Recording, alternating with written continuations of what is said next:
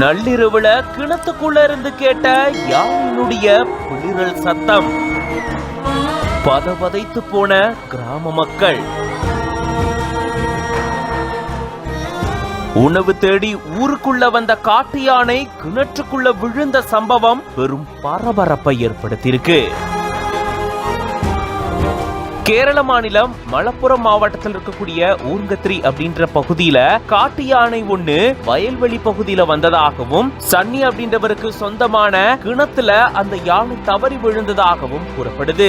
நள்ளிரவு 1 மணி இருக்கக்கூடிய சூழல்ல அந்த யானையானது கிணத்துக்குள்ள விழுந்ததாகவும் அதை தொடர்ந்து கிராம மக்கள் இது தொடர்பா வனத்துறையினருக்கு தகவல் தெரிவிச்சிருந்திருக்காங்க.